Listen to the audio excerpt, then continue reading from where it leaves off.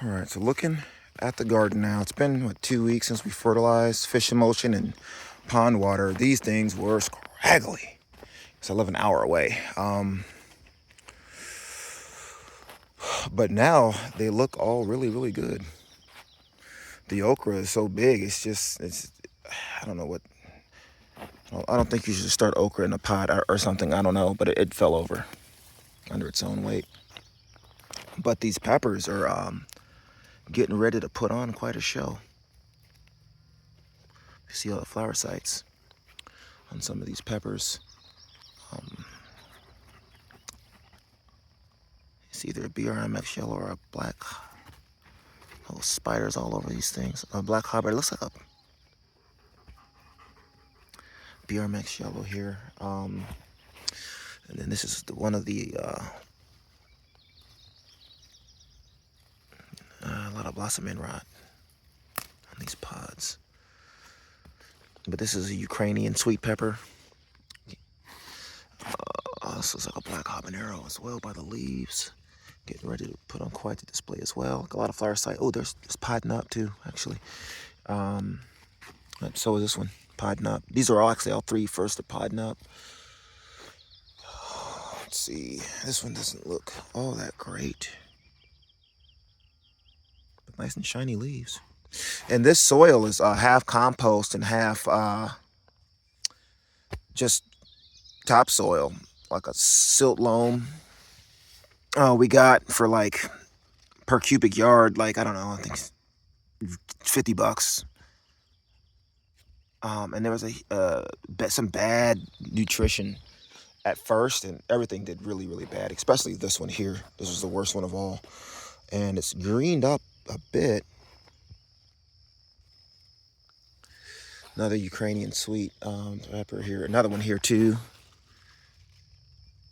Here. Actually, there's another one. I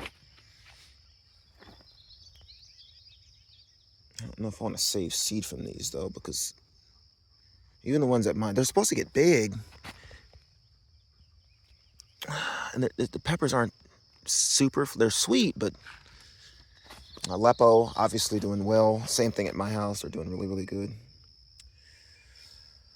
And then we have some stuff that we didn't trellis well. These are some Queen of the Night tomatoes. Here, oh wait, this one fell down. It's rotten. This one is ripe. Queen of the Night tomato. Oh, I was up on a perfect one. Queen of the Night tomatoes. And I think there's some. But we have a neighbor that's really nice and was watering for us, and so we let her pick, and she picked them. There were a lot of black creme in here too. And those are gone. And then obviously there's some passion fruit vine that's giving some afternoon shade. So it's a nice little symbiosis.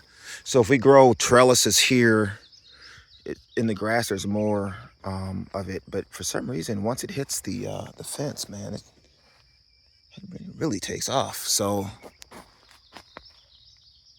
and the tomatoes were trellis. Yeah, so this one here did a really good job at trellising with it up.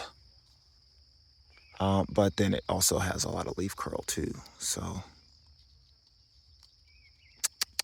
but then again, all of these do. Let's see if there's one that looks good. Yeah, so maybe this one here kind of looks okay.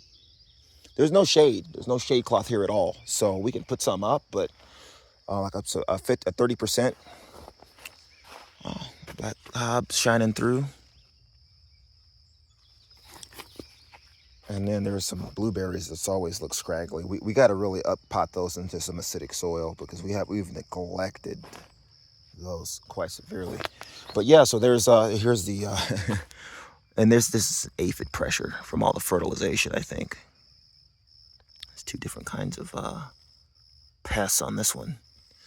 No predators to be seen. But then we're not doing sweet alyssum anyway here. So next year, I'm gonna grow some sweet alyssum, a whole bunch of it, and border every single bed with it. More Aleppos, podding up as well. Like, there's gonna be just a treasure trove of pods coming up in another. Oh, even the one in the middle. little scraggly one is trying to. Of pods in about 3 weeks, harvesting in about maybe 5 or 6 weeks from now. This one was really scraggly, and I hit it again last night with a little more fertilizer. But this is like mushroom compost. We're just trying different soils to see. I think we're gonna settle on the sand or the topsoil and compost mix, but we just don't have to amend it heavily is all. Then we have melons and tomatoes here that aren't really, these are really scraggly, and again in the soil before I started hitting it with fish emulsion and pond water. But now there are a lot of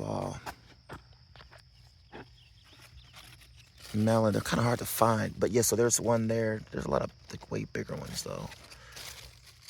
There's one slightly larger one. Where a lot of them are growing outside of the fence though, and they're really hard to see. Like there's one growing in the fence. I couldn't get it unstuck, so it's stuck there forever. This is a larger one here, and then there's a bigger one there on the outside there. I don't know, it's like 12, 15 so far. Like there's one there, big one out there, one here.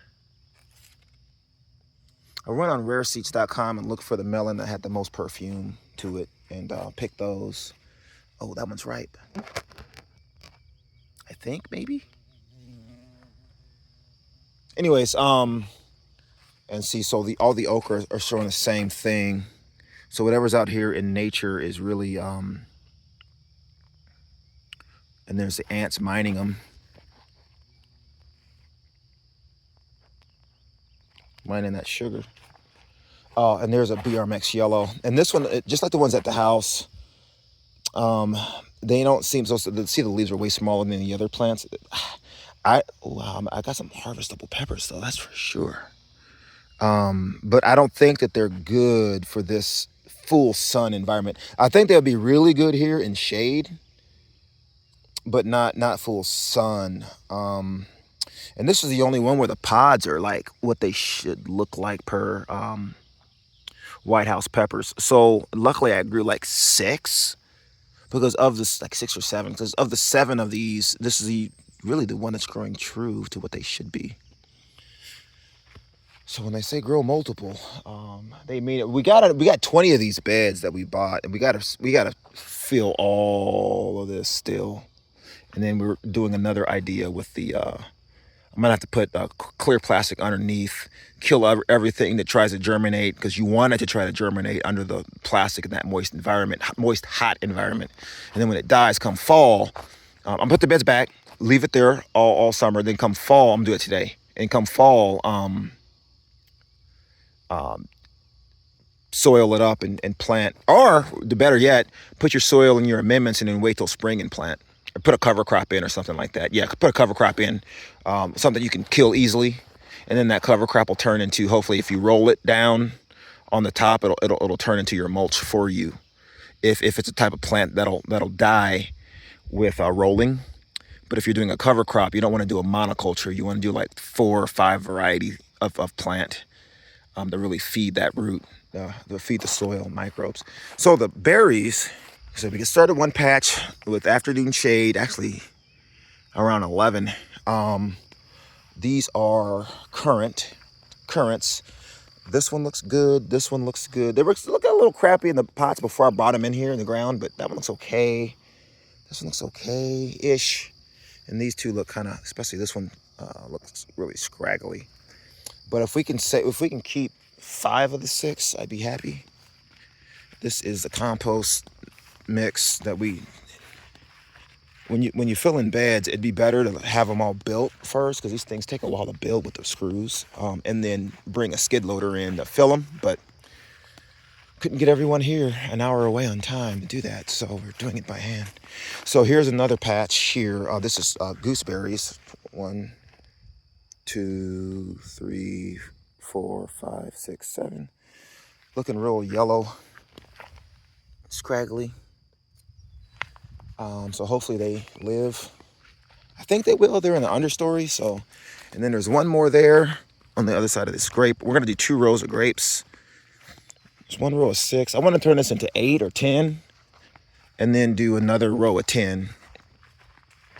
And then, because those muscadine grapes are really, the seeded ones are vibrant in taste versus the grocery stores grapes. So, and then more gooseberries. These look a little bit better, but they did before we planted them.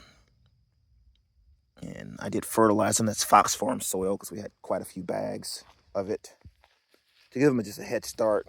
So when their roots spread, they spread into something. And I actually amended it with fertilizer as well. On top of that, mix it in with the soil and whatnot. But and the top is like pure Fox Farm as a mulch. But my son watered them last night. So yeah, that's the update. Everything's looking real good. I'm gonna go down to the orchard and just make sure that everything looks good there as well. And then fertilize or water a little in the orchard today. So it's a work day, and we might fill 1 bed maybe if we can. So I got some more pepper plants that can easily fill another bed here. So yeah, that's the update. Thanks for watching.